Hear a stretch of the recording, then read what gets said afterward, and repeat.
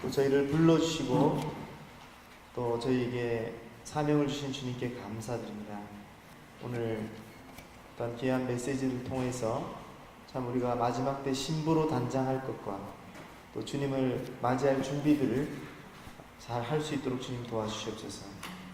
또 이 시간에도 주님의 기름 부으심으로, 말씀의 기름 부으심으로 우리 안에 있는 문제가 해결될 뿐 아니라 또 우리의 마음이 새로워지고 또 주님의 기름 부으심으로 충만히 일어서는 주님의 군대로 삼아 주시옵소서. 예수님의 이름으로 기도드립니다.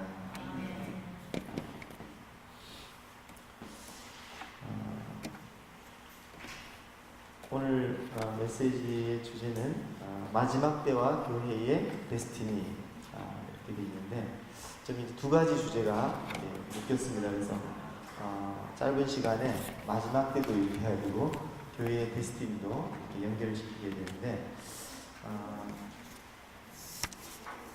최근에 화산 폭발 소식 들은 사람? 네? 네, 유빈이 들은 것 같기도 하고 못 들은 것 같기도 하고 네.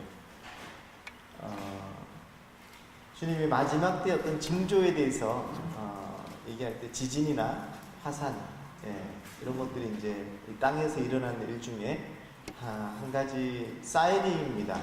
사인인데 하도 지진 얘기를 많이 듣다가 보니까 이제 별로 뭐 우리 경주나 포항에서 나는 지진 외에는 별로 관심이 없죠. 예. 경주나 포항에서 나는 지진은 전 세계의 뉴스거리도 안 돼요. 근데 우리나라니까 막 우리 저 한동대에 막 벽에 금이 간 거 그런 걸로 이제 소위 말하는 전 세계에서 일어나는 지진에 비하면 호들갑 떠는 수준이에요. 근데 그 지진을 당면한 사람들의 현실적인 문제는 너무 커요. 왜냐하면 벽에 금이 간 집에 아파트에 살고 싶겠어요, 유빈아? 그러니까 경주나 포항에 있는 사람들이 이사 간 사람들이 많아요. 서울로 이사. 보통 이 지방의 분들은 가족 중에 한두 명은 서울이나 경기도권에 살잖아요, 그죠? 수도권에 아들네, 딸네 집에 그냥 집 버리고 그냥 오는 거예요. 계속 여진이 막 계속 나고 경주에도 지진이 한번 나고 난 다음에 관광을 안 온다잖아요. 그러니까 상권이 다 죽어버리는 거예요. 그리고 집이 금이 가고 또 계속 흔들리고 언제 또 올지 모르니까 그 공포를 다시 경험하고 싶지 않으니까 정이 떨어지는 거죠. 평생 살았던 고향이라도. 실제로 지진을 겪은 사람들이, 좀 센 지진을 겪은 사람들이 얘기하는데 그 공포가 어마어마하다니까. 이 땅이 흔들리고 이러니까 어디 몸을 어떻게 둬야 될지 모르는 그 공포가 있다 그래요. 근데 제가 2년 전인가 경주에서 왔나요? 제가 그쪽 동네 잘 안 가는데 그 지진 나는 그 시간에 제가 울산에 있었어요. 울산에 있는데도 딱 그 지진 나는 그 시간에 제가 엘리베이터 안에 있었네. 네. 그리고 이제 8층인가까지 올라갔는데 갑자기 엘리베이터가 이제 쇠줄로 매달려 있는 거잖아요, 엘리베이터가. 근데 뭔가 텐션이 딱 느껴지면서 띵 하면서 막 엘리베이터가 흔들리는 거예요. 그래서 이거 엘리베이터가 이렇게 이런 식으로 떨어지나?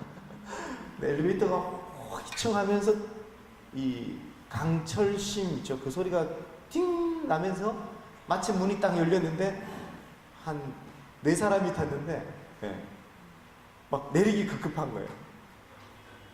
제가 목사니까 어떻게 제가 먼저 살려고 내리겠어요. 내리라고. 그러나 제가 약간의 공포를 느꼈지만 그 지진인지도 몰랐고 그리고 앉아서 이제 한 30분인가 대화를 나누고 있는데 그때 또 건물이 휘청하는 거예요. 이게 갑자기 막 흔들리는 거예요. 흔들리면서 뭔가 휘청하는데 다 어지러움증을 느꼈어요. 근데 지진이구나. 아까도 지진이었다는 걸 제가 정보를 듣고는 이제 두 번째 이제 여진이 왔는데 더 세게 온 거예요. 그러니까 다 계단으로 다 내려왔는데 내려가 보니까 온 동네 사람들이 다 그 복도로 나왔어요. 거리로 나왔어요. 막 아파트에서 다 걸어 내려오는 거죠. 한 5분 사이에 사람들이 그냥 다 나와요. 근데 그런 지진은 전 세계에서 막 진도 8, 7 뭐 이런 거에 비하면 그 5, 6 정도밖에 안 되잖아요. 그죠? 그거는 그 지진은 그냥 세발의 피, 아주 그냥 약한 지진입니다. 다른 나라에는 뉴스에도 나오지도 않습니다. 우리나라에서만 호들갑을 떠는 거죠. 사망자가 없어요.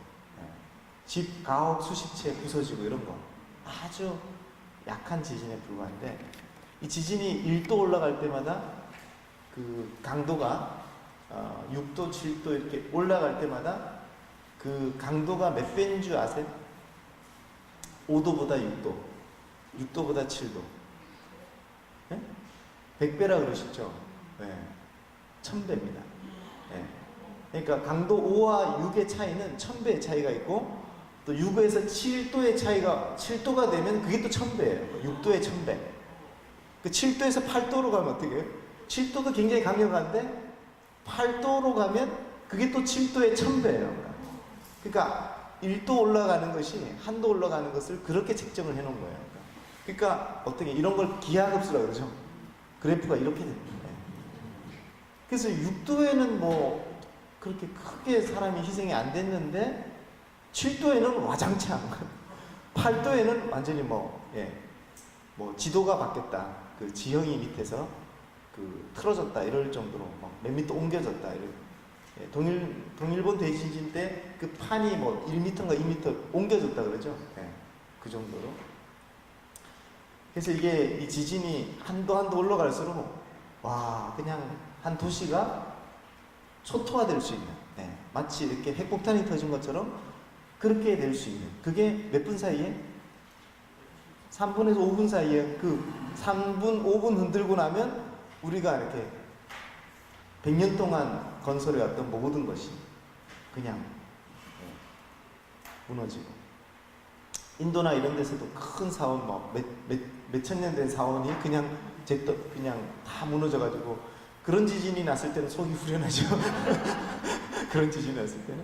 근데 하나님이 어떤 이 지진을 통해서 심판하시는 그런 것들이 있어요. 그러니까 정리하시는. 꼭 그 재앙이 나쁜 것만이에요. 일본이 그렇게 꼿꼿하다가 동일본 지진 난 다음에 어떻게 됐어요? 일본이 눈물바다가 되면서 굉장히 마음이 가난해지고 또 청년들 사이에 부흥이 일어났어요. 그리고 지금 일본이 늘 우리가 듣던 말이 뭐냐면 1%가 안 된다 이런 얘기 들었죠. 그렇지 않아요.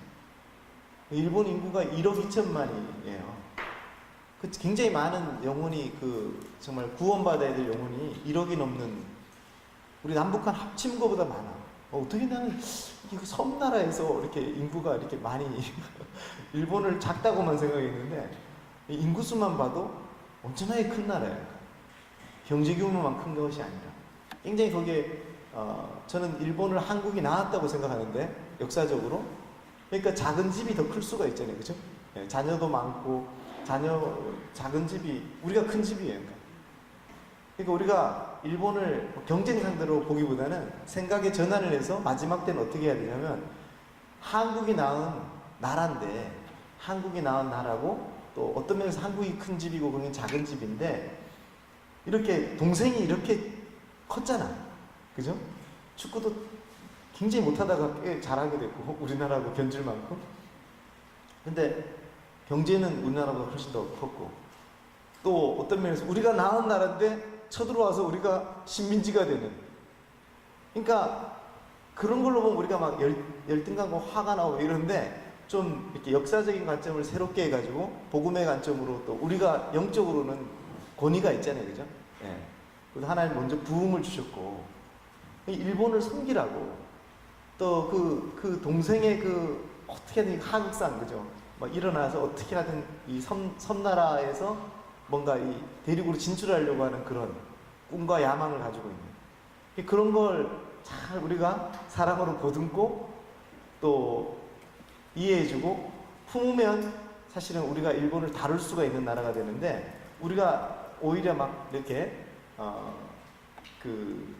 수세에 몰린 자세로 자꾸 일본을 보다가 보면 계속 위안부 문제나 죽일 놈들, 미움 이런 감정들을 가지고 보면 이제 우리의 한국의 데스티니를 그 일본을 향해서 발휘가 안 되는 겁니다.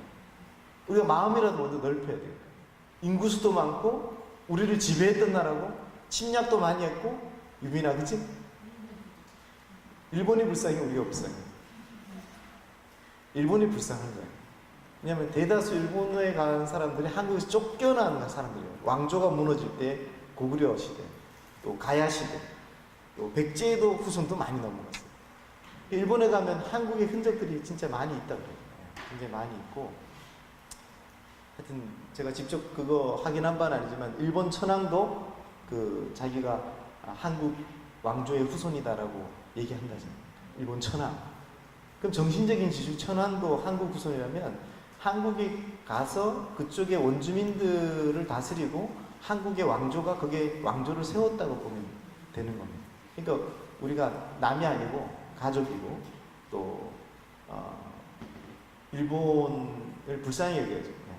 굉장히 지진도 많이 나고 그렇게 잘 살지만 정말 마지막 때 우리가 거둬들여야 되는 또 복음으로 말하면 우리가 일본에 선교해야 되는 나라잖아요. 그죠? 근데 1%가 안 됐어요. 1%가 안 된다는 얘기를 오랫동안 들었는데 최근에 일본의 어떤 그 데이터에 의하면 4% 이상, 많게는 6%까지 교회가 성장했고 마지막 때 우리가 어떤 영적인 거나 자연적인 어떤 거에 있어서 마지막 때인 것들을 우리가 잘 캐치해야 되는데 뉴스나 이런 데는 이 마지막 때를 보도하지 않습니다. 그러니까 그런 걸 보도하지 않아요. 그런 거 위주로 보도하는 게 아니라 정말 중요한 거 성경적인 사인들을 보도하기보다는 그냥 가십거리나 연예인들 이야기나 또 그 정치적인 얘기들 중요한 부분이 있지만 그런 걸로 가득합니다. 그래서 지금 6월달 6월 3일날 일어난 과테말라 지진이 아니라 화산 폭발로 100명이 넘게 죽었어요. 200명이 넘게 실종됐어요.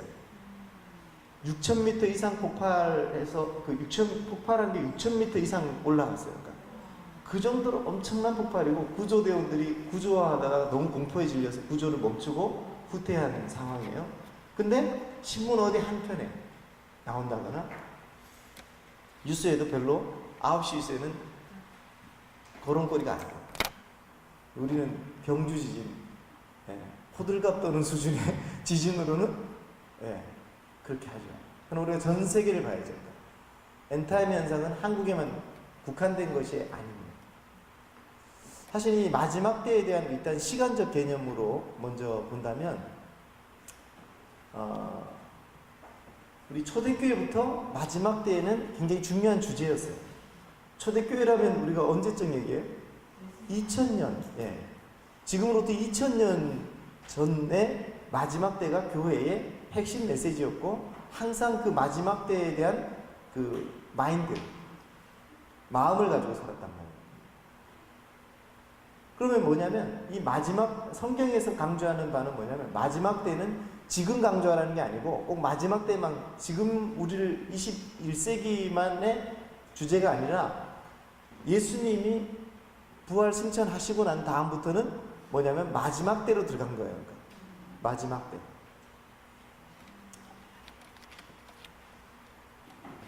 그런데 그럼 지금은 뭐냐? 말세 지말이라는 말 들었죠, 그죠? 마지막 때 중에 마지막 때.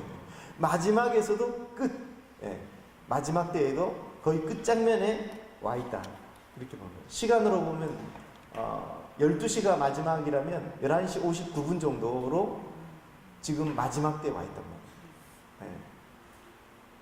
말이에요. 11시도 어떤 면에서 12시에 가까운 시간이죠. 그럼 11시 59분은 정말 끝자락에 있다는 거예요. 성경도 사실은 마지막 때에 대한 관심이 교훈이 굉장히 많습니다. 우리가 그 강해안 보면 초림에 대한 예언이 있죠. 예수님 초림의 사건이 굉장히 중요하죠. 예수님이 6월절 어린 양으로 오셔서 십자가에 달리신 사건은 이 기독교 또 하나님 나라 역사에 있어서 가장 그 분기점이라고 해요. 중심적인 사건이에요. 그리고 그 교회의 기초가 되는 사건입니다. 그래서 그 사건은 너무너무 중요하기 때문에 하나님께서 유월절을 제정하셔서 유대인들에게 몇 년 동안 지키게 하셨어요? 예수님 십자가 달리기 전에 1500년 동안 그거를 지키게 했어요. 이 그림자 같은 거를, 유월절을 1500년 동안 이들이 출애굽 당시에 제정된 그 절기를 1500년 지키게 하시고, 유월절 어린 양으로 예수님이 그 실체로, 어린 양의 실체로 오셔서 만찬하시고, 유월절 양 잡히는 그 시간 9시에, 그죠? 예수님 십자가에 못 박히셔요. 정확하게 그렇게 하셔요. 굉장히 중요한 사건들. 근데 이 초림에 대한 예언이 유월절에도 스며 있지만, 또 스가랴 9장 9절에 보면 겸손하여서, 그는 겸손하여서 나귀를 타시나니, 이렇게 이걸 예수님이 성취하셨죠. 예수님이 예루살렘 입성하실 때.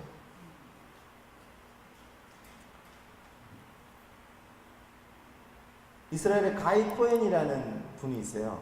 지금은 이분이 이제 예수님을 믿는 목사님이 되셔서 교회를 세우고 하는데, 이 젊은 목사가 청년 때에 어느 날 길을 가는데 누가 뒤에서 툭 치면서 이 신약 성경을 준 거예요. 책을 한 권 딱 주고는, 딱 주고 자기가 뭘 주기는 게 딱 받아들은 거죠. 근데 보니까 신약 성경이라는 걸 딱 감지를 하고, 이 사람이 이제 가이 코헨이니까, 코헨은 제사장 가문이에요.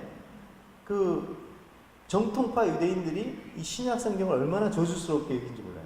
아주 그냥 우리가 이단의 책 같은, 통일교 원리강론 같이 그렇게 더럽게 여기는 책이에요. 자기 손에 딱 들리니까 화가 나서 딱 돌아봤는데, 그 거의 몇 초 만에 돌아봤는데 큰 긴 길에서 사람이 안 보이는 거예요.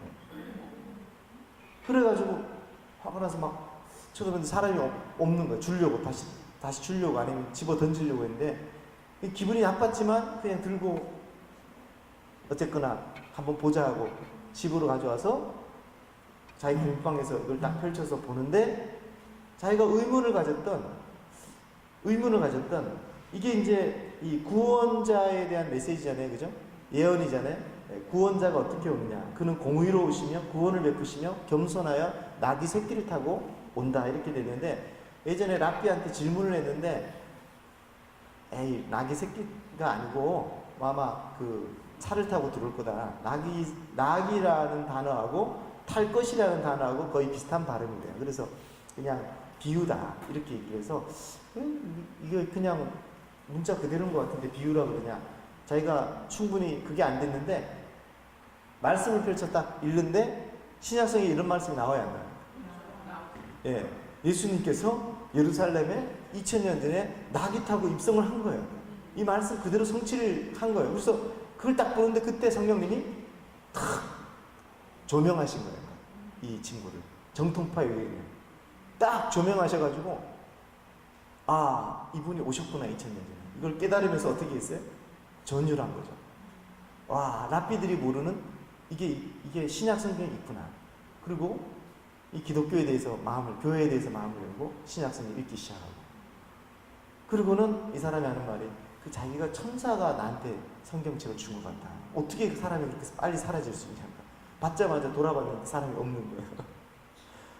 그래서 이제 이분이 지금 우리 김한식 목사님하고도 만남이 있었고 잘 아는 분인데, 그래서 유대인들에게는 이런 이 초림, 이들은 아직 초림을 모르잖아요. 그죠? 이 초림의 예언의 말씀이 이렇게 강타하는 거예요. 나귀. 겸손하여 나귀 탄 것도 이들이 돌아오게 하는데 하나님의 말씀이 살아서 역사합니다. 근데 우리는 뭐예요? 물론 예수님 나귀 탄 것도 알고, 또 십자가 달려 돌아가시고 이제 구원의 그 복음이 우리에게 임하여서 이렇게 이제 이 초림에 머물 때가 아니죠. 우리는 뭘 기다려요? 초림은 2000년 전에 일어났고 복음도 우리에게 전해졌고, 우리는 뭐예요? 이제 주님이 다시 오실 주님을 바라보고 있는, 어떤 면에서 유대인들보다 시간에 있어서 한 차원 높은 차원에 와 있단 말이에요. 그 스가랴 14장 9절에는 재림에 대한 예언이죠. 한번 읽어보겠습니다. 시작. 여호와께서 천하의 왕이 되시리니 그날에는 여호와께서 홀로 한 분이실 것이요 그의 이름이 홀로 하나이실 것이냐. 이제는 천하의 왕으로 소개되고 있어요. 그래서 초림은 동물로 비유하면 예수님은 뭘로 왔어요? 양으로 오셨어요. 예, 그 자신이 양의 정체성을 갖고 오셨어요. 유월절 어린 양으로 오셨어요. 희생양으로 오셨기 때문에, 구속제물, 화목제물로 오셨기 때문에. 다시 오실 때는 무엇으로 오셔요? 천하의 왕으로 오시는데 계시록에 사자로 오네. 사자. 오늘 사자머리를 하고 나타나시는 영우 강사님 예언적이네. 오늘 아까 막 묶어야 된다 막 그러는데 많은 간사님들이 묶지 마세요. 유다의 사자머리인데 멋있다고 막. 그래서 안 묶으신 것 같아요. 용기를 위해서. 예. 일명 번개머리라고 하는데 번개 맞았냐 이러는데, 예. 그게 아니고 예언적으로 사자의 머리. 예수님은 온순한 양으로 오신 게 아니라 정말 갈기를 막 날리면서 이제 막 멋있는 왕의 모습으로 옵니다. 참 우리 양도 감동이 되지만 우리가 정말 신부가 보고 싶은 모습은 뭐예요? 샌님 같은 신랑이에요? 아니죠. 계시록에서 막 이제 얼마나 그분이 왕이 되시고 싶으면, 얼마나 왕이 되고 주가 되고 싶으면 옷에 막 글자를 썼어.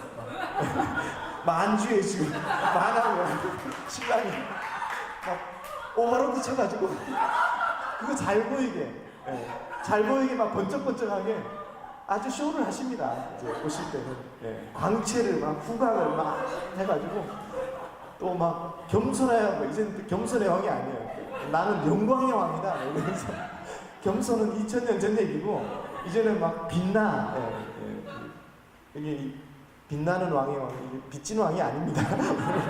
정 강사님께서 빛이라고 자꾸 했는데 여러분 그 완전히 빛나는 모습으로 오시는데 광채를 입으시고 오신단 말이에요. 혼자 안 오셔. 외톨이가 아니셔요. 뒤에는 군대를 끌고 오는데 군대들도 휘황찬란해요. 다 백마를 타고 확 나타나는데, 그러니까 이 재림은 아주 영광스럽고 어마어마한 그런 모습으로 우리에게 오십니다. 그래서 우리가 재림에 대한 관심을 이 킹덤 스쿨에서는 굉장히 많이 가지셔야 되는데, 특별히 어떤 스쿨보다도 어떤 교회보다도 마지막 때에 대한 재림에 대한 메시지가 여러 강사들이 전하죠. 그죠? 계속 강조한다고 그럴까. 어떤 주제라도 계속 이스라엘을 얘기도 재림에 대해서 얘기하고. 왜냐하면 성경 제가 얘기했지만 이스라엘과 예루살렘 회복에 대한 예언이 마지막 때에 대한 굉장히 중요한 사인인데, 이거와 관련해서 700구절이나 그 온대 때 그날에 일어날 재림에 대한 예언들은 700구절이 넘는다는 거예요. 그것도 이스라엘과 예루살렘 관련 구절만 700구절이나 넘는데 초림에 대한 예언 구절은 한 2, 30가지밖에 안 됩니다. 2, 30가지밖에. 근데 재림에 대한 예언은 이렇게 많아요. 혹시 그 사진 하나 열어볼까요? 여러분, 이게 무슨 사진인지 월요일 강의 들었던 분들은 알죠? 여기 다메섹이에요. 시리아의 수도 다마스커스. 다메섹이 지금 거리마다 저렇게 돼 있어요. 수도가. 이게 지금 벌써 몇 년 전부터 이렇게 됐어요. 몇 년 전부터 저런데 내전이 일어났죠. 한 4, 5년 전에 내전이 일어날 때 성경 한번 보겠어요. 이사야 17장 1절 강의 안에 잘 찾아놨죠. 같이 읽어보겠어요. 다메섹에 관한 경고다. 다메섹이 장차 성읍을 이루지 못하고 무너진 무더기가 될 것이다. 이거는 다메섹의 마지막 때에 대한 경고예요. 그러니까 이 성경의 예언의 범위는 이스라엘만 있는 게 아니에요. 그 주변 국가들 다 있죠. 바벨론, 애굽에 대한 경고, 다메섹, 두마, 시돈, 뭐 그 지역들 있죠. 아수르 다 경고해놨어요. 친절하게. 너희가 어떻게 될 것에 대해서. 근데 다메섹 하나만 봐도 어떻게 해요? 내전으로 도시 전체가 돌무더기가 됐고, 넘겨보세요. 넘기시고. 또 넘기시고. 이게 합성이 아니에요. 사람들이 이제 뭐냐면 집을 다 잃으니까 저 살 수 있겠습니까? 그러니까 다 보따리 싸들고 배를 구하든 뭐든 뭐냐면 육로로 해상으로 집을 잃은 사람이 1000만 명이고 난민이 400~500만 명이에요.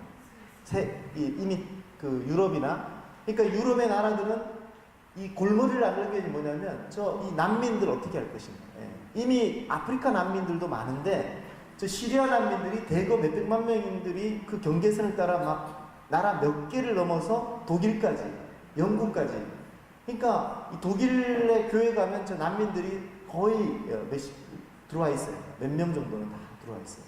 그래서 돌봐야 돼요. 또 그냥 관광지에 가면 유명한 도시들 관광지에 가면 난민들이 그냥 광장에 그냥 있습니다. 예. 광장에 있어요. 배고프면 도둑질도 하고 밤 되면 강도짓도 하고 난민 문제가 굉장히 심각하죠. 지금 우리나라 제주도에도 지금 뭐 난민이 들어왔다는 등 이슬람 그런 거 받아준다 막 해가지고 지금 뉴스가 되고 있는데. 네. 저기 이제 시리아 내전 상황 아직 안 끝났어요. 아직 안 끝났고. 이런 거는 성경에 아주 그 변두리적인 한 예언에 불과한데 성경 말씀 그대로 성취됩니다. 그래서 이제 이사야서나 예레미야서나 에스겔서 이게 보다가 보면 이제 이스라엘 갔다 오시잖아요. 이번에 가실 분들 많죠. 갔다 오시면 주님이 계시를 열으셔요. 성경을 보는 그 계시가 열려요. 그리고 또 이스라엘 열고 나면 그 재미없던 이사야서 선지서가 너무너무 구체적이고 하나님께서 살아있는 말씀으로 다가오셔야 돼요. 신학교에서 배울 수 없어요. 저희 신학 나왔거든요. 여러분 잘 아는 총신 나왔어요. 총신. 예. 전혀 그 선지서 강사 교수들이 이스라엘을 못 열고 있고 이 계시가 닫혀 있다가 보니까 이분들은 선지서를 통해서 뭔 얘기예요? 교훈만 얻어요. 예를 들어서 너는 크고 비밀한 일들을 너가 알게 되리라. 이런 것들. 그런 걸 통해서 자기 그냥 교회에만 적용한다거나 아니면 선지서에서 나오는 그런 도덕적인 어떤 그런 그 선포들 있잖아요. 그죠? 그런 회개하라는 선포. 그런 것만 얘기하지 이 역사성과 이 미래에 이루어질 그 말씀의 계시들을 전혀 풀지 못하고 있어요.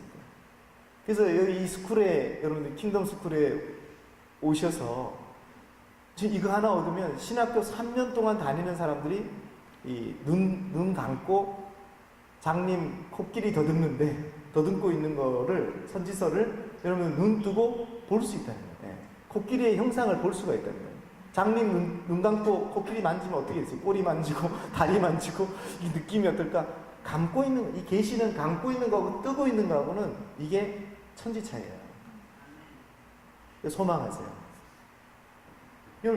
밤의 색이 이렇게 예언이 지금 성취되고 있는 시대에 살고 있다. 마지막 때 아닙니까? 네. 중요한 거는 이 성경의 마지막 때의 핵심 인물, 말하자면 주인공은 뭐냐면 이스라엘이에요. 네. 그래서 이스라엘과 예루살렘에 관한 성경 구절이 700구절이 넘는 거를 다 토메스 목사님은 찾아놓은 거예요. 네. 그리고 이 사람이 거의 30년째 이스라엘 가서 기도하고 있는 거예요. 네, 거기서 기도의 집을 열고 있는 거예요. 한 가지 대표적인 말씀이 이스라엘 회복과 예루살렘 회복의 말씀 이사야 66장 8절 말씀 읽어보겠습니다. 시작. 이러한 일을 들은 자가 누구이며 이러한 일을 본 자가 누구이냐. 나라가 어찌 하루에 생기겠으며 민족이 어찌 한순간에 태어나겠느냐. 그러나 시온은 진통하는 즉시 그 아들을 순산하였 거다. 네. 이스라엘이 70년 전에 생겨났죠? 1948년. 이 예언의 말씀이 이미 이스라엘이 재건되기 2500년 전에 쓰여져 있습니다. 하나의 말씀은 마치 내일 일을 적어놓은 것처럼 2, 3일 후에 일어날 일을 적어놓은 것처럼 2500년 전에 적혀 있는 거예요. 사실은 이스라엘이 정말 이 속국 계속 바벨론 멸망 이후에는 자주 국가가 된 적이 없어요. 2500년 동안.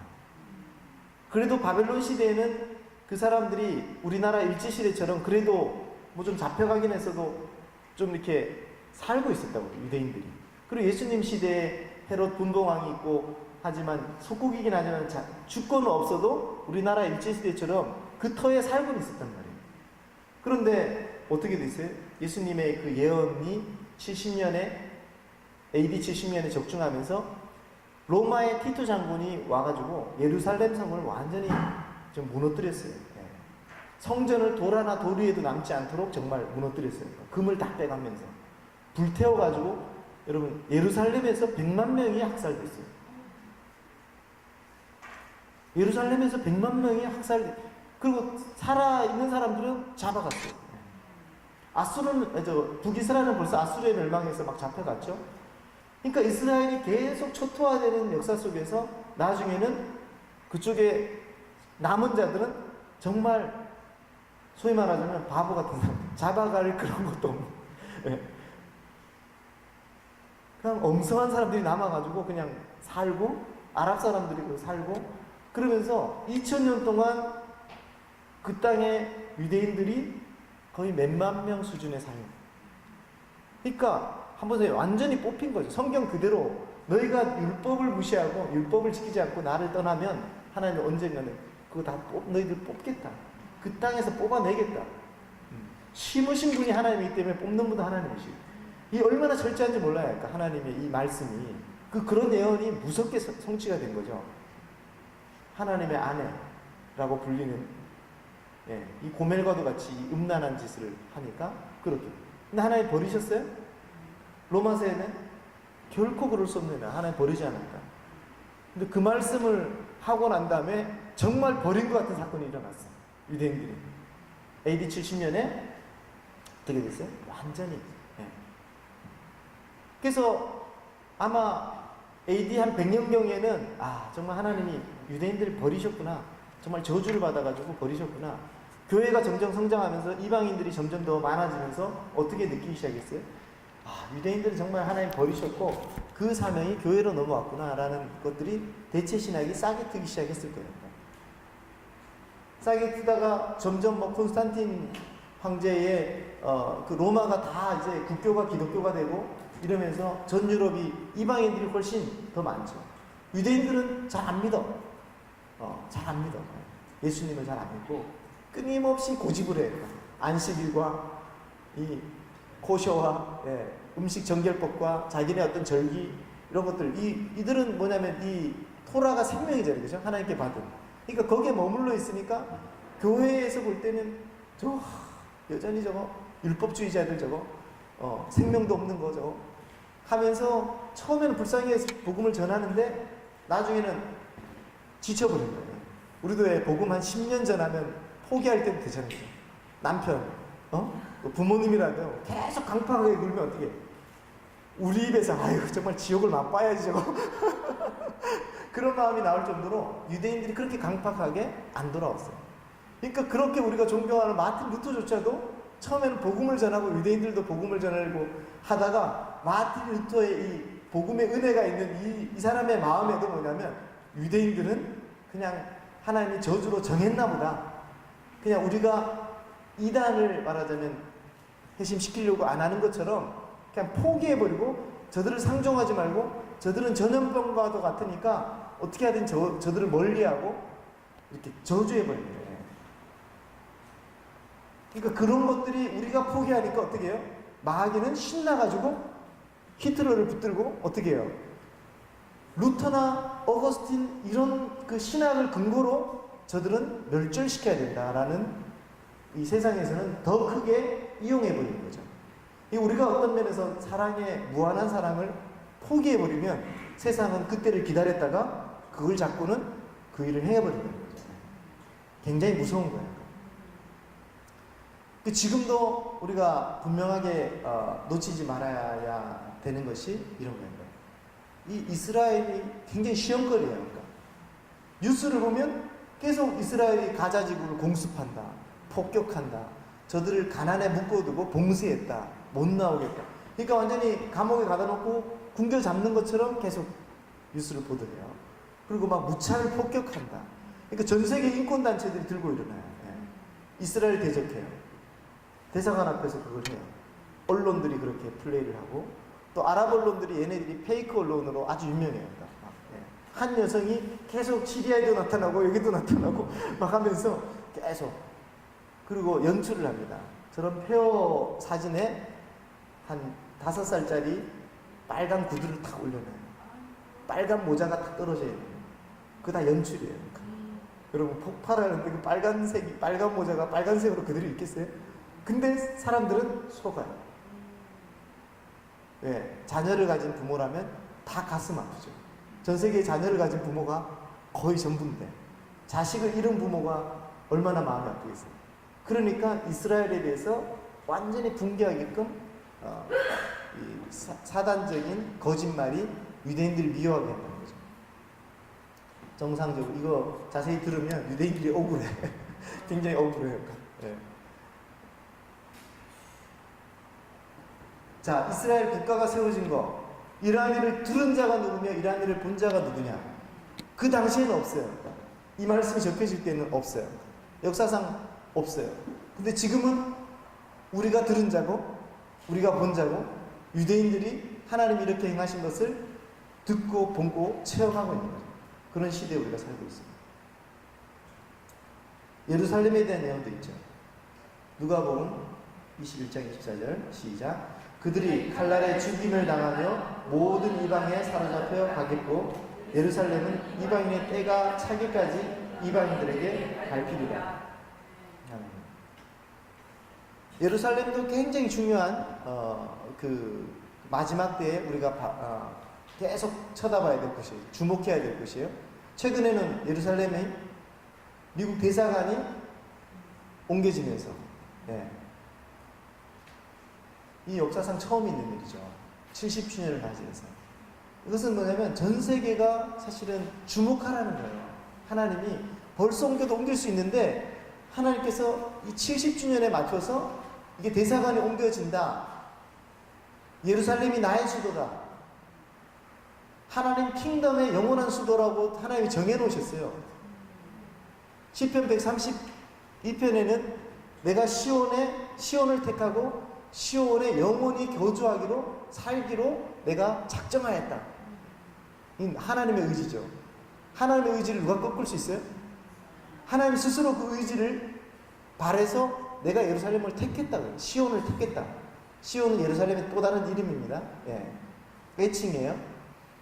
택하고 내가 여기 영원히 살기로 갈망하였고 원하였다. 또 예루살렘 성읍은 하나님이 디자인하였다라고 이 시편에 나와 있어요. 내가 디자인하였고 아주 조밀하게 만들었다. 그러니까 뭐냐면 하나님은 예루살렘을 사랑하는 마음이 그 영적인 의미가 있어요. 그러니까 시편 기자도 내가 예루살렘을 다른 어떤 어떤 예루살렘보다 내가 더 좋아하는 것 있거나 더 좋아하는 것보다 더 좋아하게 되면 내가 내 혀가 입천장에 붙고 그렇게 내가 송장이 되는 게 낫다. 그러니까 뭐냐면 그 예루살렘의 운명과 자기의 어떤 그 사랑의 운명을 결탁시켜 놓은, 이거는 이 시편 기자가 쓴 거지만 이게 하나님의 마음이 부어져서 하나님의 마음이 표현된 거예요. 이런 것이 조금 저에게 들어오니까 어떻게 돼 있어요? 제가 예루살렘을 비행기 타고 가다가 3년째 예루살렘 갈 때는 비행기 타지 말고 그 경의를 표하기 위해서 내가 육로로 갔다 그랬잖아요. 39일 걸려가지고 열 몇 개 나라 거쳐서 그 하니까 사랑하는 마음이 부어지니까 예루살렘을 그렇게 그리워하면서 사모하면서 그렇게 한번 가보고 싶다. 그렇게 간 거예요. 블라디보스톡으로 해서 시베리아만 벗어나는데 시베리아 횡단 열차만 7일을 꼬박 탔어요. 그 여행 코스거든요. 여행객들. 돈도 많이 들였죠. 근데 예루살렘이 어떻게 돼요? 지금 이방인의 때가 차기까지 이방인에게 밟히리라고 그랬는데 예루살렘도 계속 이방인들에게 밟혔어요. 근데 1967년, 1948년 이스라엘 독립을 하고도 예루살렘은 반밖에 회복이 안 됐어요. 서예루살렘만 유대인들에게 주권이, 이스라엘의 주권이 왔고, 동예루살렘은 요르단이 점령을 했어요. 그래서 우리가 잘 아는 통곡예배에는 유대인들이 그토록 가고 싶어도 못 갔어요. 요르단 사람들이 개방을 안 해줬어요. 근데 기회가 왔어요. 1967년 6.1 전쟁으로 알죠. 유명한, 그 모셰 다얀 장군인가가 하나님 6일 동안만 전쟁하고 7일째는 안식하게 해주세요. 근데 그 기도를 들으셨어요. 6일 동안 딱 전쟁을 했는데, 예루살렘에 딱 6일째 입성을 했는데, 그 요르단 군대가 다 도망갔어요. 공포에 질려가지고 다 도망. 그리고 예루살렘이 극적으로 1967년에 통합이 됩니다. 그래서 그 성전산 서쪽 벽이 회복돼서 유대인들이 거기서 지금 24시간 눈이 오나 비가 오나 1년 365일 항상 기도하는 사람이 있죠. 거기가 24시간 기도의 원조예요. 원조. 비가 오나 눈이 오나. 또 이사야서 제가 19장, 이거는 다른 데서 좀 잘 얘기하지 않기 때문에 제가 시간이 가고 좀 설명을 간단하게 들어가는데, 사진이 보이죠? 이건 제가 직접 찍어온 사진이에요. 제가 이집트에 2번 가게 될 기회가 있었는데, 이집트 카이로에서 들어가서 보니까 이집트도 성경의 유적지죠. 근데 보면 이제 이 기념 사원 같은 데 가면 이런 그림들을 그려놨는데, 이 빨간 화살표가 뭐냐면 예수님이 그 마리아 엄마와 함께 아기 예수님이 헤롯 대왕을 피해가지고 도망을 치죠, 애굽으로. 그 성경에 간단하게 애굽으로 피신했다 이렇게 돼 있는데, 그렇게 간단하지만 이게 간단한 사건이 아니더라고요. 가보니까 잠깐 국경을 넘었다가 왔는 줄 알았는데 예수님이 이렇게 쫓겨다닌 거예요. 우리의 구원자 예수님께서 이 화살표를 따라, 이게 지금 이 쫓겨다닌 키로수가 1000km가 넘는 거예요. 그때 자동차도 없고 기차도 없는 때에 이 마리아가 고생을 많이 했어요. 마리아 어머니. 예수님도 같이 강보에 쌓여가지고 어떻게 했어요? 젖먹이 예수님께서 이 화살표를 따라 쭉 다녀서 저 밑에 아시우트라는 동네까지 간 거예요. 여기 이제 아시우트라고 되어 있는데, 맨 밑에는 보면 버진 마리 모나터리 되어 있죠. 모나스터리. 이게 뭐예요? 동정녀 마리아의 사원이 생긴 거죠. 그러면 동굴에 있는데 그냥 집에도 못 살았어요. 그러니까. 왜냐하면 이 마수가 뻗칠까봐 군인들이 쫓아와서 죽이잖아요. 그러니까 죽이려고 하니까 이렇게 말하자면 그 위협을 당했다는 거죠. 그러니까 그냥 일반 집에 살지 못하고 산에 동굴에 살았는데, 그 동굴에 들어가 보면 예수님이 여기에 누워서 살았을 거다라고 추정되는 2군데다가 예수님의 사진과 어린 아기 예수님 사진과 마리아가 이렇게 품에 안고 있는 그 사진이 있고, 거기에는 우리나라 오살리 기도원처럼 큰 수도원이 돼 있어요. 큰 수도원이 있고, 그 믿는 사람들이 거기에 성지순례를 오는 곳입니다. 예수님 이렇게 쫓겨가다가 또 이 굵은 화살표가 이제 다시 돌아온 경로죠. 이렇게 이제 역사적으로 사실이기 때문에 이것들이 다 흔적이 남아 있는 것입니다. 그래서 이 아시우트라는 동네는 예수님이 살아서 그런지 얼마나 이 예수님이 이 영적인 영향력이 아기 예수로 왔다가도 영향력이 큰지 알 수 있는 것이 뭐냐면, 한때 90%가 크리스찬이었어요. 90% 이상이, 거의 100%. 이 동네, 이 도시에는. 그런데 이집트도 이슬람의 점령을 받을 때가 있었잖아요. 지금도 뭐냐면 카이로는 10,000개의 모스크로 알려진 도시예요. 그러니까 우리는 10,000개의 십자가가 서울에 있는데 그죠? 십자가가. 근데 안타깝게도 이집트 카이로는 10,000개의 모스크가 있어요. 그러니까 전 세계에서 모스크가 가장 많은 동네가 이집트 카이로예요.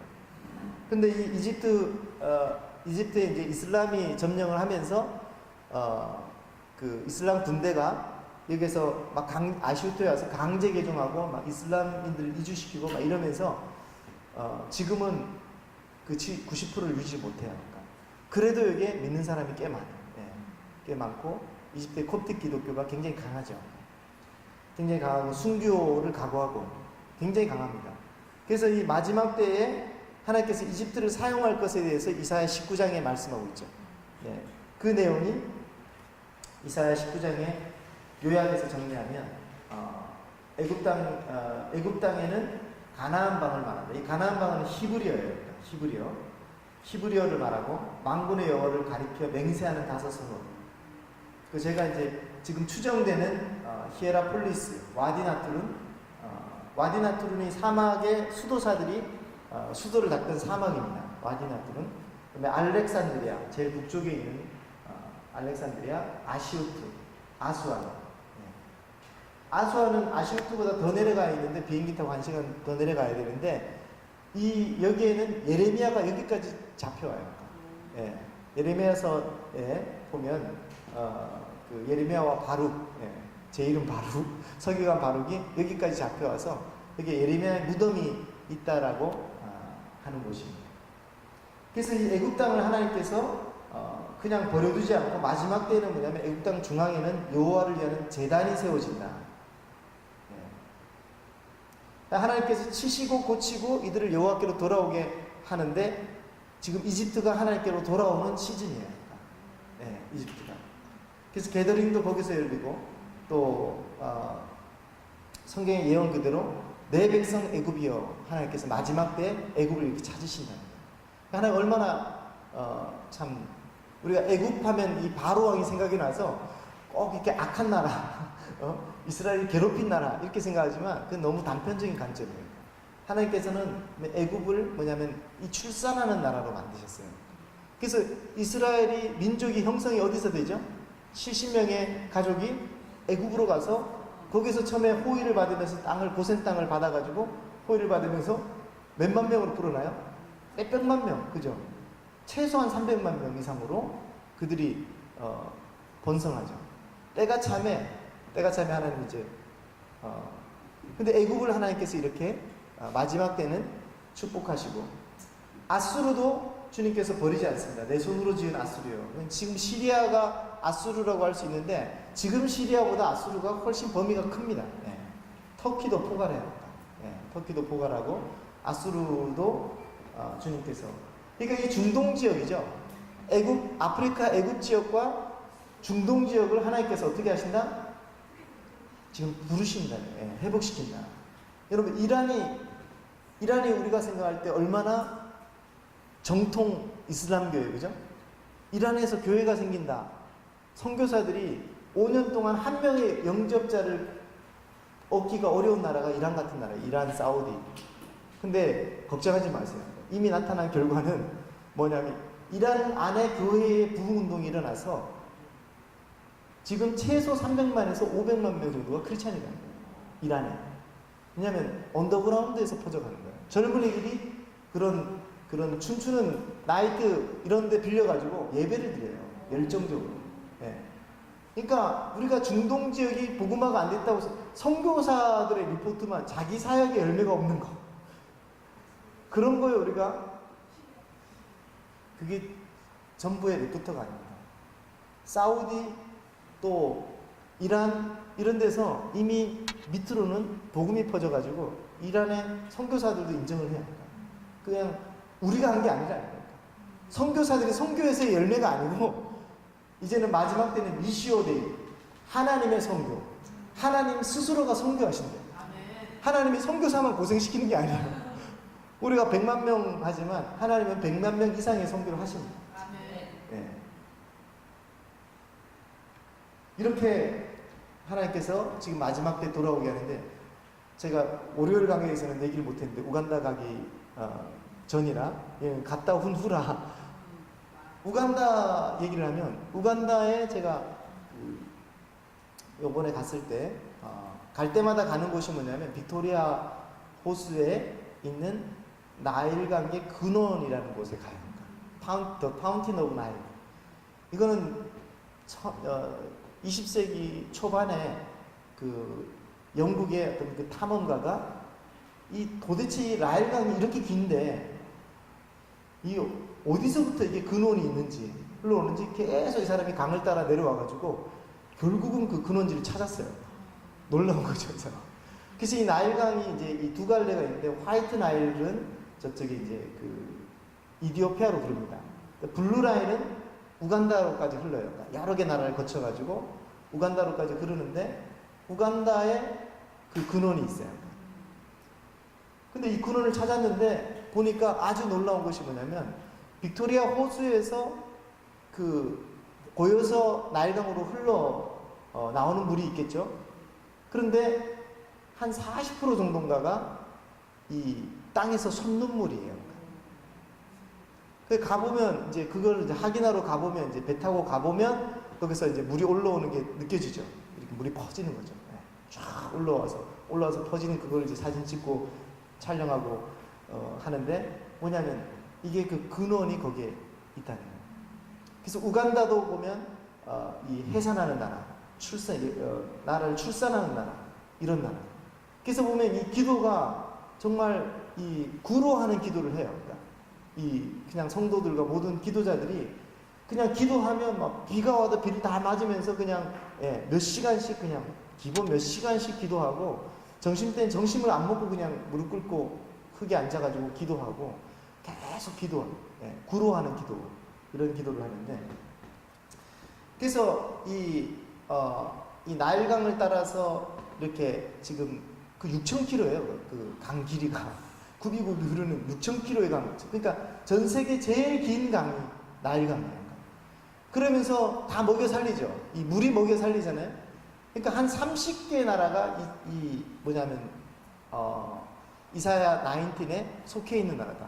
이 성경에서는 애굽, 그다음에 아수르, 이스라엘, 이렇게 세 개의 나라가 세계 중에 복이 될 것이다, 이렇게 얘기하지만, 하나님께서 이 나라들을 예배를 회복시키고 이 복음을 통해서 이들을 회복시킨 다음에는 뭐냐면 전 세계에 복이 되게 하겠다, 그렇게 합니다. 이 마지막 때에 지금 이런 일들이 지금 우리가 보고 있는, 저를 통해서 여러분 리포트를 받았으니까, 이 중동 선교가 이제 뭐냐면 열매를 맺고 있고, 하나님이 직접 선교해요. 그런 얘기 들어보셨죠? 이슬람 마을인데 하룻밤 자고 일어났는데 100% 다 크리스천으로 바뀌었어요. 왜? 꿈에 다 나타났어요. 예수님이 한 사람 한 사람 그 마을을 어떻게 축복하셨는지 꿈에 다 나타나서, 예수님이 나타나니까 당신 누구십니까? 그럴 거 아니에요. 내가 예수다, 예수아다. 그러니까 아무리 이슬람이라도 이 이슬람의 이 사람들은 아주 뭐냐면 이 종교성이 강한데, 알라가 신인 줄 알고 마음의 신인 줄 알고 그렇게 충성을 맹세하고 그렇게 살아가는데, 그게 아니라는 거 아니까 바꾸기만 하면 되는 거예요. 예수님이 나타나니까 다 크리스찬으로 바뀌고, 이런 리포트들이 지금 제가 모르는 것들도 많이 이제 하나님께서 쉬셨겠어요? 계속 일하고. 이 마지막 때 대추수가 지금 이 카펫 아래에서 일어나고 있는 거예요. 우리가 지금 뉴스만 봐가지고는 몰라. 지금 우리 한국만 봐가지고는 그냥 답답하고 눈물만 나고 화가 나는데, 그러나 전 세계에서는 하나님이 지금 엔타임 마지막 때, 온대 때, 그날에 일어날 일들을, 아까 다메섹 돌무더기 저런 걸 통해서 시리아 난민이 퍼져가지고 어떻게 하겠어요? 다 교회로 흘러들어가니까 예수님을 믿겠어요, 안 믿겠어요? 예. 그래서 사랑해주고 물자를 주고 하니까 처음 듣는 얘기들을, 그 자기네 마을에 계속 살았다면 평생 예수님을 못 들을 수 있는데, 이렇게 난민으로 죽는 사람들도 있지만 난민으로 뻗어가서 유럽 기독교 국가에 가가지고, 그들 정말 이 3년 안에 50년 동안 이루지 못할 복음화가, 시리아 난민들이, 시리아 사람들이 예수님을 5년 만에 그 수십 배로 더 많이 예수님을 믿는 현상이 일어난다. 그래서 난민에 많은 문제가 있지만 복음의 관점에서 볼 때는 굉장한 기회다. 예수님께서 마태복음 24장, 마가복음 13장, 누가복음 21장은 종말장인데, 엔타임장인데 재난의 징조에 대해서 많이 얘기하고 있죠. 한 가지만 얘기하면, 사람의 미혹을 받지 않도록 주의하라. 이번에 그 4.27 김정은, 문재인 그 비정상회담을 한다는, 비정상회담을 하는 걸 보면서 사람들이 그 쇼에 거의 다 넘어갔죠. 여기에 계신 분들 빼고 네. 어떻게 여기 분도 안 넘어가는지 미스바의 효과인가? 원래도 여러분들 분별력이 좋은 분들이라 미스바를 선택하셨고 또 여기 와서 또 미스바 스쿨을 하면서 분별력이 강화돼가지고 거의 대다수 국민들이 지금 막 좋아가지고 그 쇼에 넘어갔는데 똑똑하다는 사람들도 그렇게 넘어갔는데 이게 미혹이에요. 여러분 이 김정은이가 엄청난 악마짓을 많이 했는데도 한 번 웃으니까 귀엽다. 네. 그리고 다 건너와서 그냥 대화를 하니까 아이들도 굉장히 무서울 줄 알았는데 악수했던 애도 인터뷰하는 게 그 꽃바구니 들고 전화하는 아이 있잖아요. 남자예요, 여자예요. 그 인터뷰를 아주 그 다음날 화제가 돼서 하니까 굉장히 무서울 줄 알았는데 굉장히 이렇게 긍정적으로 얘기를 하고. 네. 우리나라 가수는 악수 한 번 하고 영광이라고 영광이라고 손을 씻었어야지. 영광이라고 그러고. 네. 손이 따뜻하다는 거예요. 그럼 괴물인 줄 알았어요? 그러니까 뭐냐면 차가울 줄 알았어요. 여러분 이렇게 사람들이 사람의 미혹 연출하고 완전히 한편의 그 드라마에 속는 거죠. 근데 마지막 사실은 이 북한을 이해하는 것에 있어서 우리가 엔타임의 관점에서는 북한의 시스템과 김일성 그 3대 세습의 그 체계는 적그리스도의 체계하고 아주 똑같아요. 완전히 하나님을 없애고 하나님 자리를 자기네가 차지하고 또 완전한 통제, 차단 이런 걸 통해서 완전히 적그리스도 그 충성을 하지 않으면 살아남을 수 없는 그런 시스템이 이 적그리스도의 마지막 때의 시스템인데 그것을 그 본보기로 하나님께서 우리나라 민족을 반을 맛보게 하셨고 마지막 때 이 적그리스도를 대항하여 승리할 수 있는 그런 교훈을 얻게 하고자 이렇게 주셨다고 믿습니다. 그런데 이렇게 보면 그런 말하자면 적그리스도의 모형과도 같은 그 김정은이의 그 쇼에 이렇게 한국뿐 아니라 지금 전 세계가 지금 속고 있어요. 전 세계가. 우간다에서 어떤 일이 있었냐면 한국을 이렇게 이제 보통 나라들이 한 5분에서 10분 정도 소개하고 기도받는 시간이 있었어요. 근데 우리는 작전을 짜가지고 우리는 5분, 10분 대로 못한다. 북한 문제도 있고 지금 너무 중요한 시기고 그래가지고 우리는 할 거 다 한다 해가지고 어떻게 했냐면 1시간을 했어요. 다른 나라는 한 10분 만에 끝나는 거를 왜냐하면 16개 나라를 다 소개하는데 그거 1시간 빼가지고 3개씩 나라, 4개씩 나라 이렇게 하는데 우리만 많이 줄 수 없잖아요. 근데 우리는 무시하고 그렇게 했어요. 근데 어떤 일이 있었냐면 북한을 따로 소개했어요. 그래 목사님 한 분이 따라갔기 때문에 북한 탈북자 목사님 따라가서 근데 소개하고 기도를 받는데 북한의 상황을 기도를 받는데 이제 엎드려서 우리가 기도를 이제 하고 있는데 국제의 어떤 리더 중에 한 사람이 인공기를 가지고 나와서 그 북한에서 오신 목사님한테 준 거예요. 태극기를 들고 있으니까 너도 이거 같이 들고 있으라고. 이분은 그냥 북한을 그냥 존중하는 의미에서 그렇게 이제 한 거죠. 근데 보니까 저거 인공기가 땅바닥에 놓여져 있길래 이게 왜 나왔어? 이 흉측한 것이? 근데 마침 이 목사님도 정확한 분별을 가지고 있는 분이라 갑자기 인공기를 딱 들고 마이크를 딱 들고는 화가 나가지고 누군가 나한테 이걸 줬는데 이런 것이 여기 있는 순간 우리는 하나님 앞에 올바로 예배드릴 수 없다.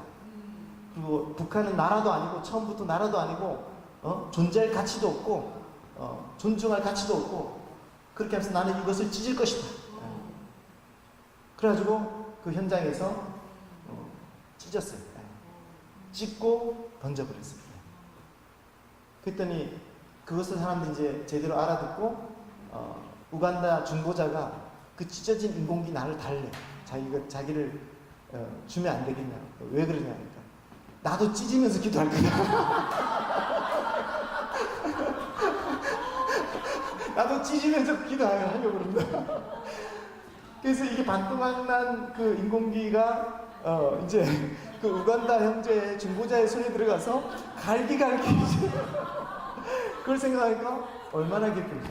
예. 우리는 이렇게 분별력이 전 세계가 없는데 정확하게 북한은 나라가 아니야. 대한민국밖에 없다. 이 땅의 나라는.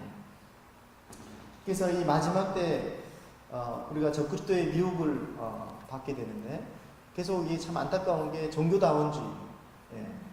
그 WCC 같은 거 우리가 회개하고 하지만 얼마나 많은 교단들이 또 지도자들이 그 유명한 지도자들이 거기에 사인을 하고 성도들의 헌금을 걷어가지고 거기다가 주고 그렇게 배도하는 행위들을 축제처럼 하나님 위해서 마치 하는 것처럼 행하는데 이것 또한 이것에 대해서 경각심을 갖고 큰 문제라고 생각하는 사람이 한국 교인 중에 10%가 안 돼요. 네. 굉장히 소수만 이걸 부들부들 떨고 회개해야 된다고 하고 있는 거예요. 이렇게 많이 쉬워요. 그러니까 사람을 미혹하는 것이 굉장히 쉽습니다. 네. 김정은이 스타 만드는 거 아주 쉽습니다. 네. 네. 매스컴이 조금만 노력하면 네. 편집하면 너무너무 쉽습니다.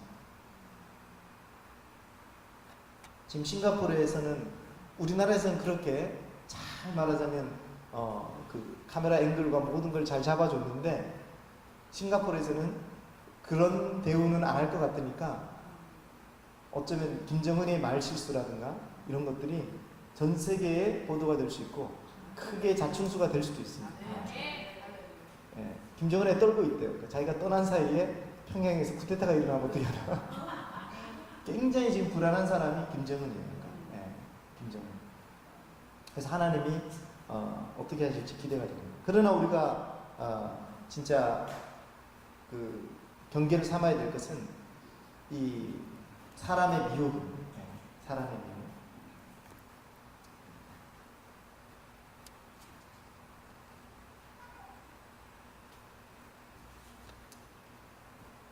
우리가 어떤 징조들을 다 하나하나 짚어볼 시간은 없고 우리가 무화과나무 비유 요거가 중요하니까 5번에 무화과나무 비유와 교훈을 한번 보겠습니다. 그럼 읽어보겠어요. 시작. 무화과나무의 비유를 배우라. 그 가지가 연하여지고 잎사귀를 내면 여름이 가까운 줄 아나니 이와 같이 너희도 이 모든 일을 보거든 인자가 가까이 눈앞에 이른 줄을 알라.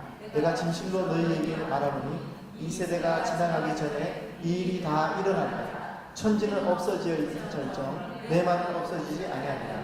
그러나 그날과 그때는 아무도 모르나니 하늘의 천사들도 아들도 모르고 오직 아버지만 아시니라. 아멘. 네. 이 무화과는 무엇을 비유한 것입니까? 이스라엘, 그죠? 예. 이렇게 가르치는 교회도 별로 없어요, 그죠? 예. 그래서 예수님께서 얼마나 이렇게 친절하게 말씀을 하시는지, 예. 그 가지가 무화과나무, 그 이스라엘을 보라는 거예요. 이스라엘의 가지가 연하여지고 잎사귀를 내면 여름이 가까운 줄 알라. 나라가 세워졌어요. 없던 사건이 일어났어요. 그리고 유대인들이 강박하기로 유명하다 그랬죠. 그러니까 예수님 안 받아들이고 유명했어요. 근데 최근에는 지금 이스라엘에서 리포트가 오는 것이 뭐냐면 그동안 작년 한 해 1년 동안 메시아닉 교회, 말하자면 공동체, 우리로 보면 교회가 70개가 새로 세워졌어요. 이건 굉장한 거예요. 그러니까 1년 만에 70개가 세워졌다? 근데 아마 그거에 한국교회가 공헌을 했을 거예요. 말하자면 이 가정교회 세우기 운동하는데 헌금을 굉장히 많이 했어요. 계속. 작년부터. 네. 그래서 몇 천만 원 보내고, 왜냐면 한 교회에 뭐 한 달에 200만 원 줘도 교회가 살아날 수가 있어요. 그렇게 지금 하는데 급속히 지금 교회가 막 가정교회가 팽창하고 있고 믿는 사람들이 늘고 있고, 예전에는 복음을 전하면 막 화를 내고 막 이랬는데 지금은 뭐 주고 어떤 그 전단을 주고 이렇게 하면 받아보고 읽어본대요. 그리고 크리스찬들 향해서 마음이 많이 열려 있다고 해요. 그래서 우리가 요번에도 한번 가서 그걸 한번 베냐우다나 유대인들 만날 기회가 있으면 복음을 전해보세요. 선교 영어 배웠잖아요, 그죠? 네. 선교요. 이제 선교지예요. 예.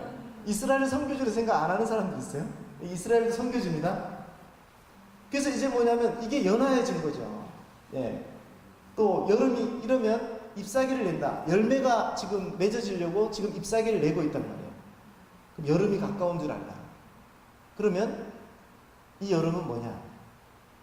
인자가 곧 문 앞에 이른 줄 알라. 우리가 여름이 이 창조력으로는 여름이 끝이에요. 우리가 왜 나팔절 가을에 있잖아요, 그죠? 가을부터 시작합니다. 나팔절이 뭐냐면 로시 하샤냐라고 해가지고 그게 새해예요, 새해. 그래서 가을 9월, 10월쯤에 새해가 시작됩니다, 이스라엘은. 그래서 사나토바 이렇게 인사를 해요. 뭐냐면 그게 우리나라 그 새해 복 많이 받으세요하고 똑같은 인사예요. 그러니까 사나토바 아주 좋은 한 해입니다 이런 얘기예요. 그때 하거든요. 그래서 가을절기가 시작이에요. 그러니까 시작이고 그 다음에 이제 가을, 겨울, 봄, 여름이 끝이에요. 그러니까 성경의 달력은. 그래서 여름이면 끝이 온다라는. 그리고 성경에도 모티브가 뭐예요? 추수하는 끝이죠. 가을에 수장절이 있죠. 수장절이 뭐냐면 모든 열매를 걷어서 창고에 드린다. 그게 뭐예요? 우리를 열매를 하나님이 걷어들여서 어떻게 창고가 아니라 하나님 집으로 안전하게 보관하는 거죠. 환영하는 거죠. 이게 마지막 때. 그래서 나팔절, 대속제일, 초막절이 마지막 때를 기다리고 있는 아직 성취되지 않은 절기입니다. 6월절, 무교절, 그 다음에 초실절, 그 다음에 오는 게 오순절. 성취됐어요, 안 됐어요? 다 성취됐죠, 그죠? 예, 예수님 십자가에 못 박히시고 성령 강림하셔서 다 성취됐습니다. 그 다음에는 긴 여름 동안 절기가 있어요? 하나도 없어요. 이때는 오직 선교하고 열매 맺고 추수를 위해서 기다리고 추수를 위해서 애쓰고 땀 흘리고 순교하고 이런 시대예요. 그러다가 나팔이 울리면 어떻게 됩니까? 새로운 새해가 시작되는데 우리가 하늘에서 나팔이 울리면 끝난 거예요. 그죠? 하늘에 나팔 소리를 들었다. 그러면 킹덤 스피릿도 끝난 거예요. 더 이상 뭐 할 거 없어. 성교 용어도 할 거 없고. 그 다음에 어디에요? 그 나팔 소리를 듣는 순간 우리는 새로운 시대로 들어갑니다.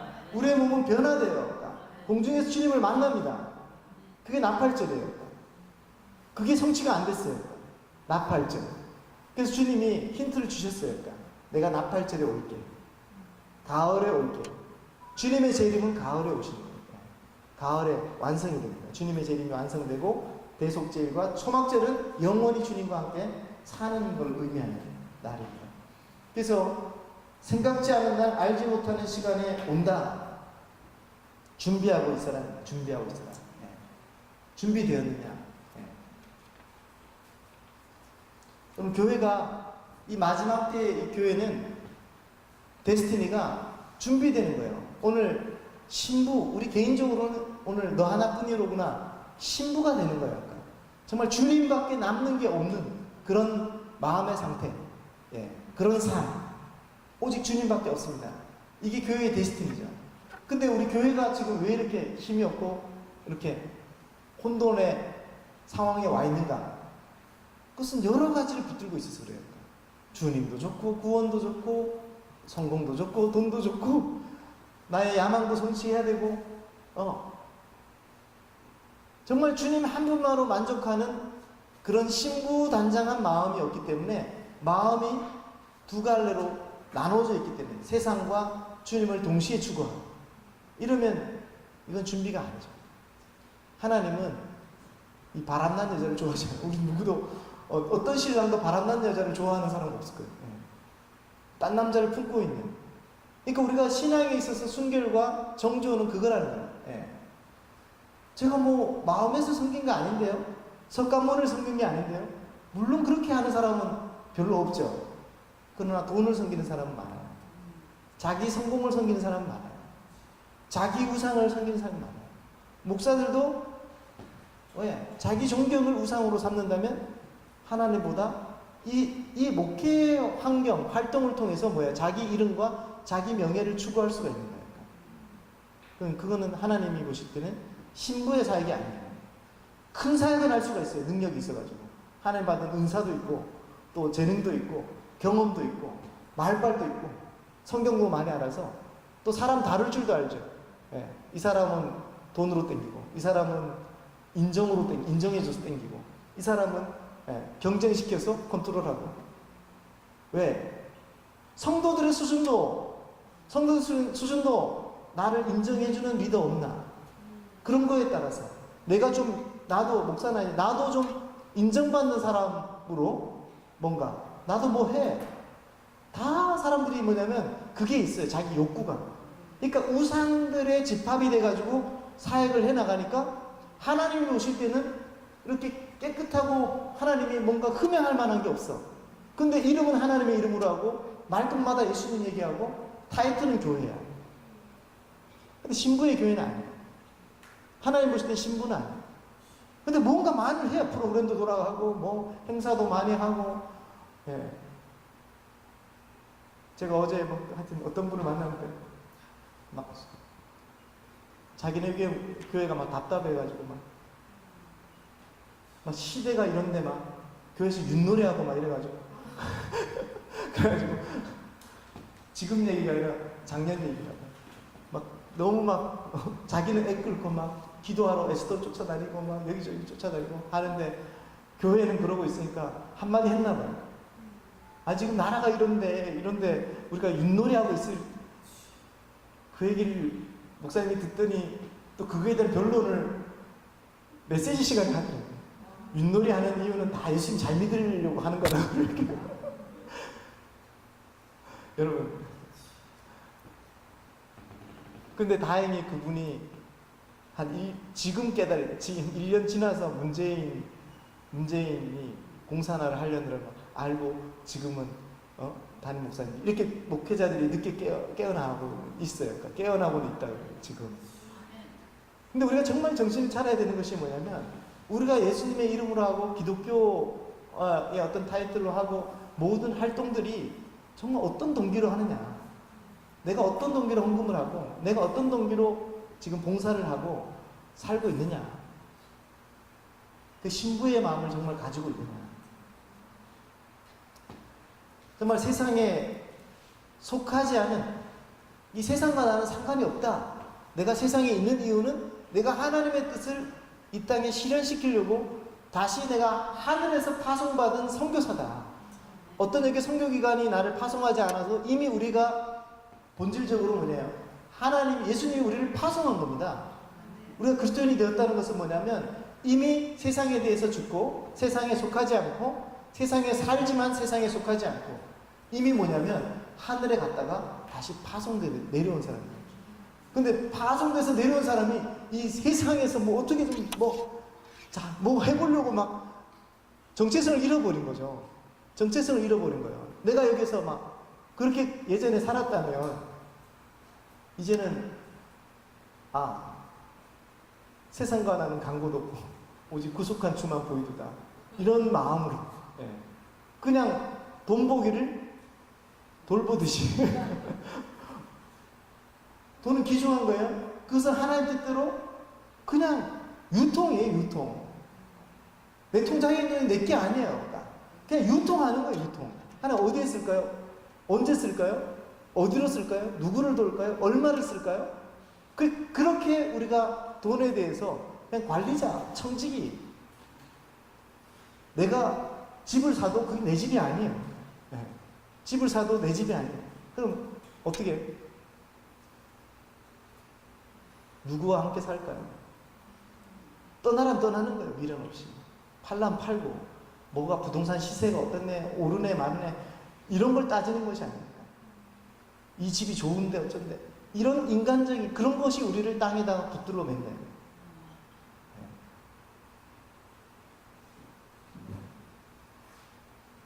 제가 서울에 살지만 참 하나님이 집에 은혜를 주셔가지고 방이 4칸, 화장실이 3칸인 곳에 살아요.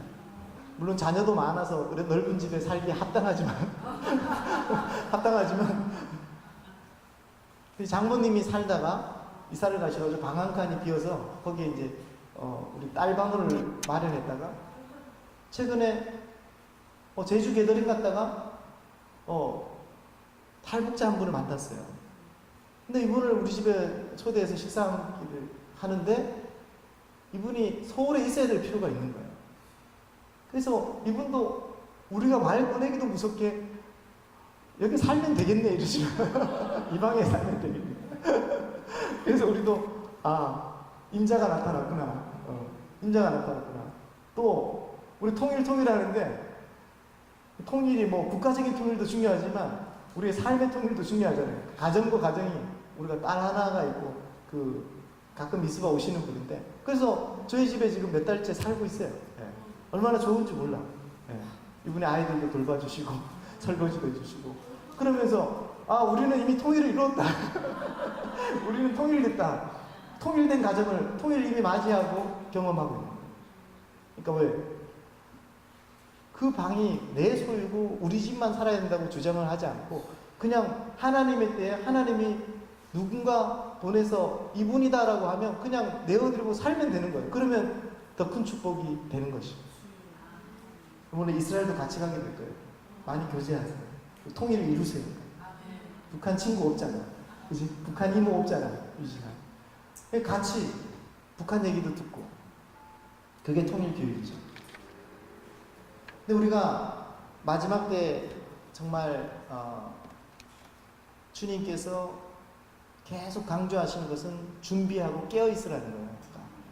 많은 잠자는 사람들과 같이 하느라. 아마 많은 사람들 미혹을 당한다는 거죠. 그걸 우리가 안타깝게 보고 있는 거죠. 너무 쉽게 넘어가는 것을 보고 있잖아요. 근데 이런 현상이 이제는 전 세계적으로 현상이 일어날 텐데 마지막 때에 깨어있는 사람들이 있다. 깨어서 정확하게 보고 그리고 마지막 때 뭐가 중요한지를 아는. 마지막 때 뭐가 중요해요? 마지막 때 가장 중요한 건 사랑이에요. 사랑.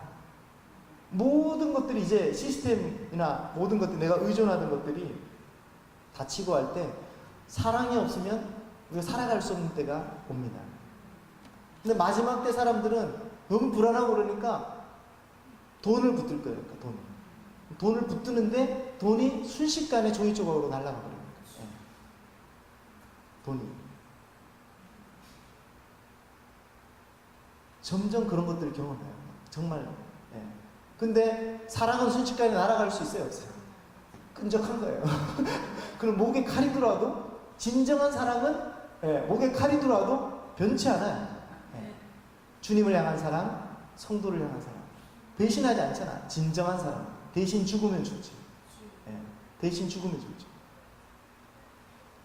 요한일서 3장 16절. 그가 우리를 위하여 목숨을 버리셨으니 우리가 이로써 사랑을 알고 우리도 형제들을 위하여 목숨을 버리는 것이 마땅합니다. 사실은 목숨을 버리는 것이 마땅한 수준의 그런 사랑이 교회 공동체 안에 세워져야 됩니다.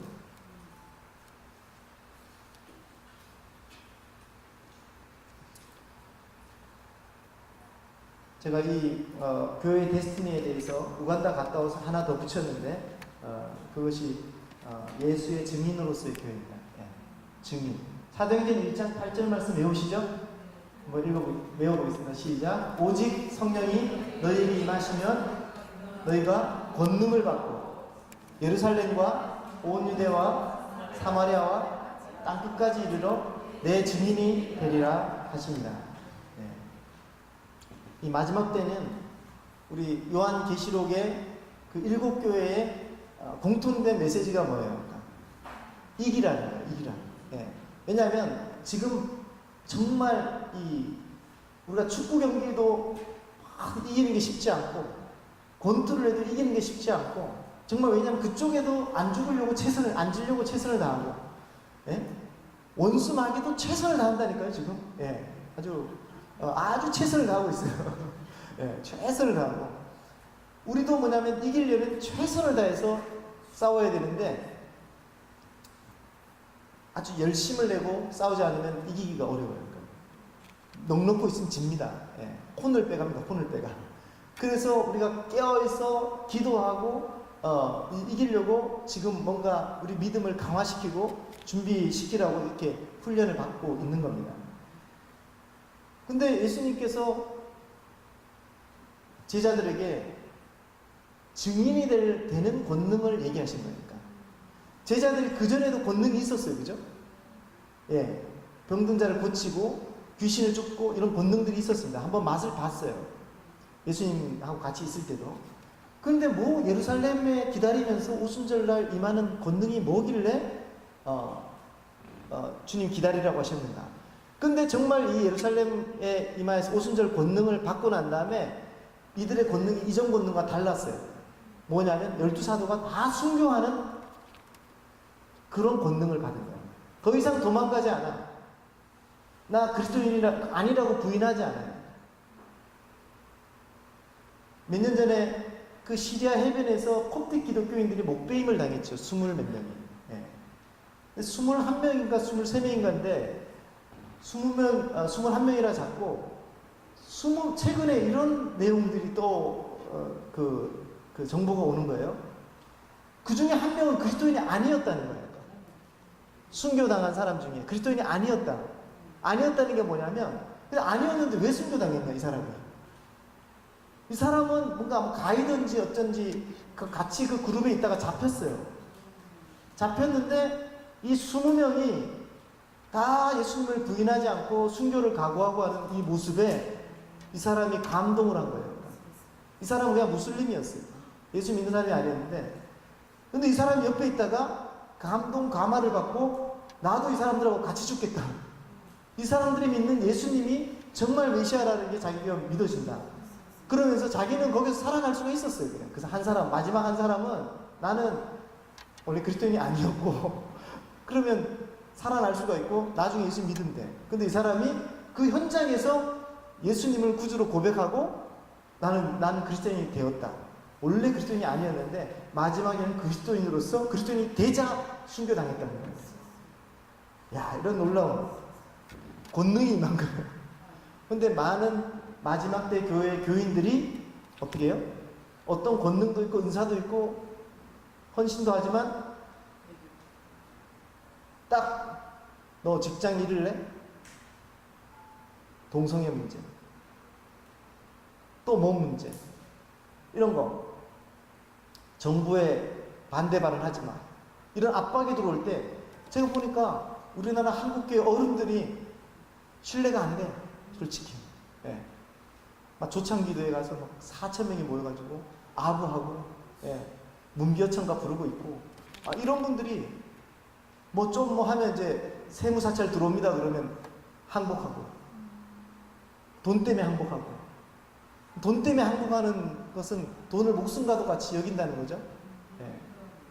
진짜 목숨을 요구하면 정말 그 권능이 나올까요? 그렇게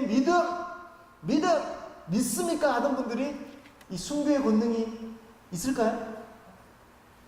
있다고 보장할 수 없습니다. 그래서 우리가 이 죽음이라는 것은 정말 이 가장 진실성을 나타내는 것이고, 나의 모든 것을 걸어야 목숨을 바치죠. 목숨을 바치려면 모든 것이 아닌데 왜 목숨을 바칩니까? 신앙을 모든 것이라고 여기지 않고 살아가는 사람들은 분명히 이런 상황에서 배도합니다. 그러나 마지막 그 죽음의 순간에도 예수님을 전부라고 받아들이는 사람은 나 오늘 죽을래, 나도 같이 목 빼세요. 그렇게 하고 천국에 가는 것입니다. 그래서 이 마지막 때의 교회의 데스티니는 순교를 각오하고 순교의 증인으로서의 데스티니, 이 권능을 사모하신 거예요. 이 권능 다 준비돼도, 어떤 한 스토리에는 정말 자기 딸과 어린 아들을 엄마가 순교를 감지하고 미리 다 준비시켜가지고 실제로 엄마 아빠가 순교 당하는데 그 딸, 그 6살 12살 이런 딸들이 정말 그 죽음의 공포 앞에서 엄마의 그 가르침, 몇 주 전에 그 가르치셨던 그대로 순교를 당한 이야기들이 전해지는 것을 볼 때 우리가 이것은 우리에게 점점 다가오는 현실이다. 언젠가 우리가 어디에서 순교당할지 모르겠지만 마지막 때는 순교의 증인으로서의 데스티니를 우리가 알고 준비해야 될 때라 믿습니다. 결론적 데스티니, 우리의 궁극적인 목적은 바로 킹덤입니다. 마지막 때의 교회는 무엇을 위해 참고 견디며 죽도록 충성하고 극한 싸움을 이기려 하는가? 킹덤이에요, 킹덤. 하나님 나라가 이제 회복과 완성을 기다리고 있어요. 그래서 교회를 파송한 겁니다. 먼저 그의 나라와 그의 의를 구하라 하신 말씀, 명령하신 이유입니다. 그래서 우리가 이 마지막 때에 그 하나님 나라가 이제 가까운 것을 믿고 우리가 순교를 각오하고 정말 그 첫사랑을 회복하고 준비된 그리스도인으로서 주님을 맞이하기를 축복드립니다. 같이 한번 기도하겠습니다.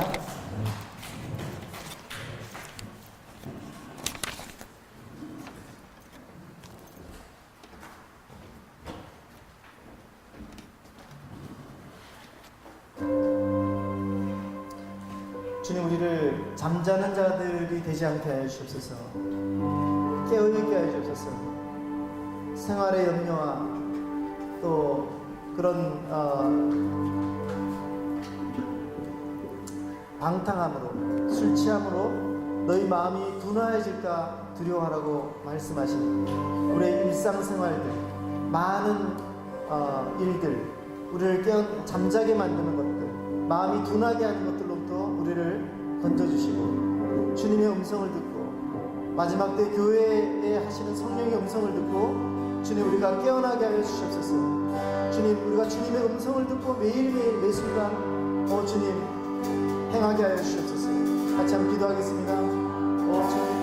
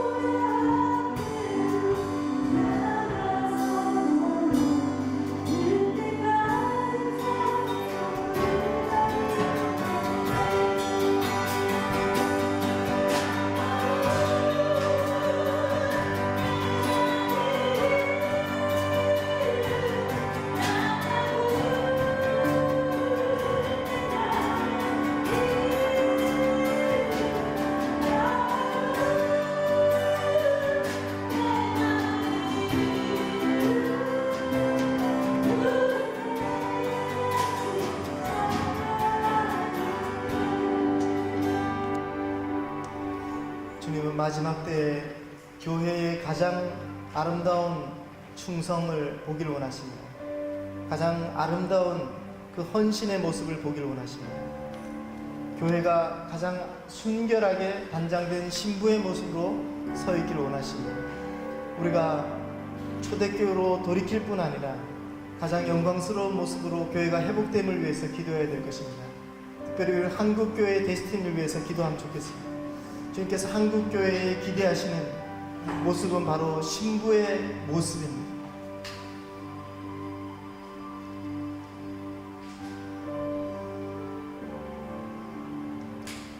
오직 신랑을 위해서만 준비된 신부. 그 마음이 주님께로만, 신랑을 향해서만 있고, 그 비둘기의 눈과 같이 그 눈이 신랑에게 고정되어 있는 그런 교회를 원하십니다. 성공과 세속주의와 돈과 명예와 어떤 자리다툼하는 그 모습으로 살아왔던 한국교회가 이제 돌이켜 그런 것에 대해서 환멸을 느끼고, 교회도 서로 자리다툼으로 악의다툼하고 서로 질투하며 끌어내리는 것이 아니라 서로를 세우고 사랑으로 섬겨 봉사하여서 정말 그 주님 앞에 아름다운 신부로 겸비될 수 있도록 서로 돕는 그런 사랑의 공동체를 주님께서 원하십니다.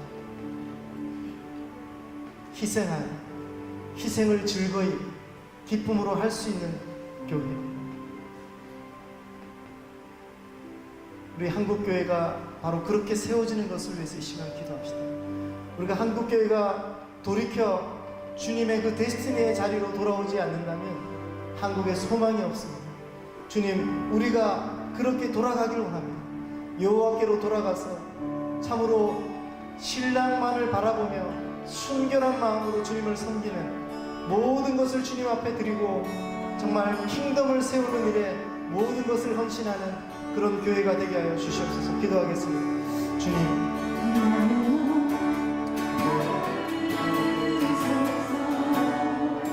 돌이켜 회복되는 것을 한국교회가 그렇게 회복되지 않는 주님께 무슨 사랑을 아버지를